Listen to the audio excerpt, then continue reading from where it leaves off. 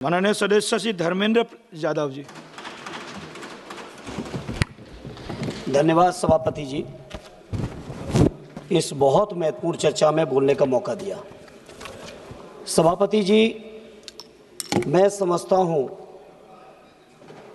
Operation सिंदूर चलाने की ज़रूरत इसलिए पड़ी कि पहलगांव का अटैक हुआ और सबसे पहले पूरा देश इस बात को जानना चाह रहा है कि आखिर ये अटैक हुआ क्यों, आखिर इंटेलिजेंस फेलियर इतनी कैसे हुई।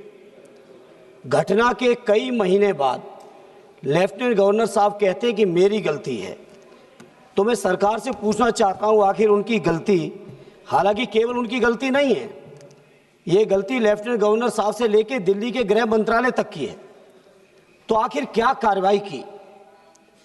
इसलिए इस मौके पर सबसे पहले जो 26 लोग शहीद हुए हैं देश के, उनको मैं श्रद्धांजलि सुमन अर्पित करता हूं। सेना की वीरता, बहादुरी, पराक्रम की जितनी भी तारीफें की जाएं, मैं समझता हूं सदन के पास वो शब्द नहीं है जो उनकी बहादुरी की तारीफ कर सके। इसलिए क्योंकि श्रद्धेय नेताजी ने रक्षा मंत्री रहते हुए सेना के मनोबल को बढ़ाने के लिए जो काम और प्रयास किया था वो अविस्मरणीय है, कभी कोई भूल नहीं सकता, विशेषकर सैनिक लोग।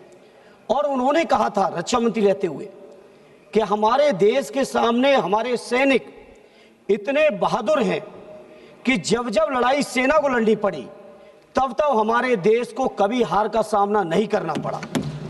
वहीं श्रद्धेय नेताजी ने इस बात को भी कहा कि जब जब देश के नेतृत्व को वार्ता की जरूरत पड़ी तब तब अक्सर हम वार्ता में हारे हैं।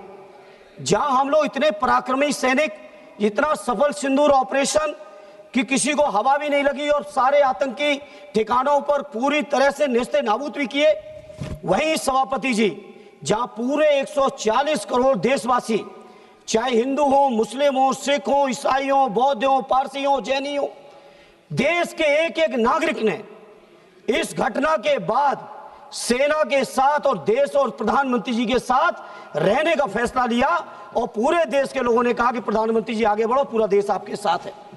जहां पूरे देश की इतनी बड़ी ताकत साथ में हो, जहां इतनी बहादुर और पराक्रमी सेना हो, वहां पे सेना की जीत को, सेना के जो ऑपरेशन सफल हुआ, उस ऑपरेशन सफल को किस तरह से एक दूसरे देश के बैठे हुए राष्ट्रपति, अमेरिका के राष्ट्रपति दावा करते हैं कि हमने व्यापार के दबाव में ऑपरेशन ये सीजफायर करा दिया है।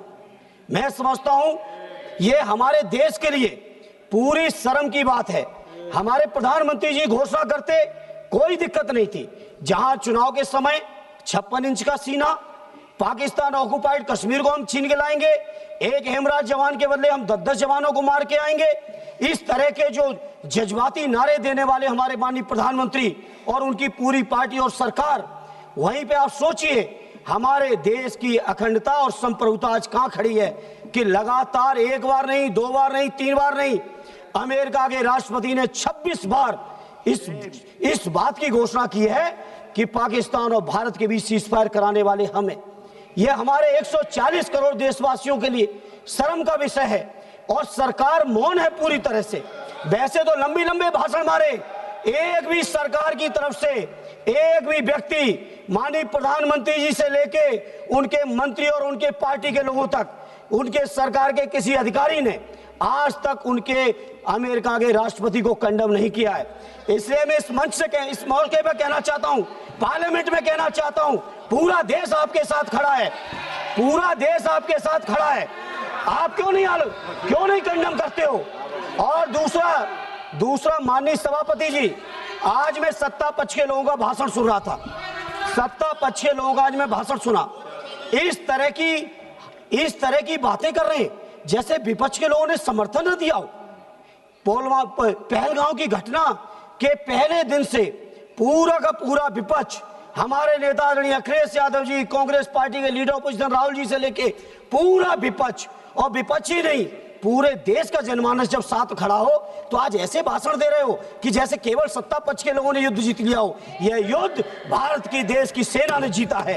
यह युद्ध हमारे 140 करोड़ लोगों की जो ताकत है उस ताकत ने जीता है। इसलिए सभापति जी, सदन में खड़े होकर कहना चाहता हूं, किसी को यह अधिकार नहीं है, हमारे देश का जो नागरिक नहीं है, हमारे देश के जो लोग नहीं है, चाहे वो अमेरिका हो या दुनिया का कोई भी देश हो, किसी को यह अधिकार नहीं है वो ये बात कहे कि भारत का समझौता हमने कराया है। नेहरू जी को आप लोग दिन भर खड़े होकर आलोचना करते हो, लेकिन मैं फक्र के साथ कहता हूं, चाहे नेहरू जी रहे हो, चाहे लोहिया जी रहे हो, चाहे उस समय के कांग्रेसी रहे हो, चाहे समाजवादी रहे हो, किसी ने कभी दूसरे देशों के सामने घुटने नहीं टेके हैं जो आपने टेकने का काम किया। धन्यवाद। ये सभापति जी, जहां आज इस मौके पर आज तक आलोचना नहीं कर पाए आलोचना, नहीं कर पाए, आज जाके कर रहे हो, नहीं कर पाए आलोचना। अमेरिका के राष्ट्रपति की आलोचना अभी तक नहीं कर पाए हो। हम लोग वो लोग हैं, अध्यक्ष जी, हम समाजवादी लोग हैं। नेताजी के समय पर रक्षा मंत्री के कार्यकाल में चीन 1 किलोमीटर घुसा था, 4 किलोमीटर घुसने का काम समाजवादियों ने करके दिखाया था। समाजवादी लोग घबराने वाले नहीं है, पूरा देश आपके साथ है। क्यों नहीं जवाब दे रहे हो? माननीय सदस्य साथ है। 140 जुगल किशोर जी, हमने जो अनपार्लियामेंट्री वर्ड यूज किया मैडम, एक्सपांस कर दिया, कोई भी रिकॉर्ड में नहीं जाएगा। नो,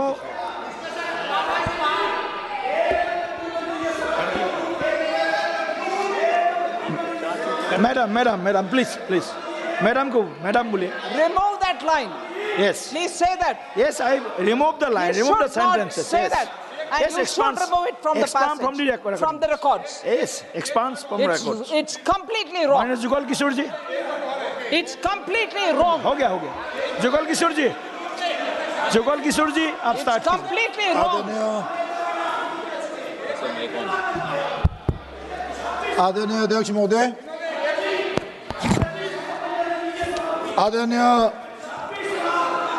सभापति जी,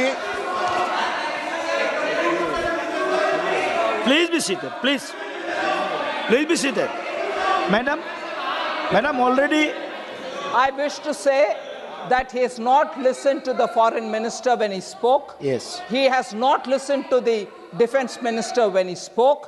And above all, he seems to be, while conceding that अच्छा किया जीता हमने, मगर he says wrong things that we have not done right. So I think his speech should be removed from the records. Yes, ma'am. He is आगे पीछे आगे एक concede करने जैसे बोल रहे हैं, पीछे झूठ और असत्य बोल रहे हैं। Yes. So you should remove it from the record. yes, remove the sentence from the record,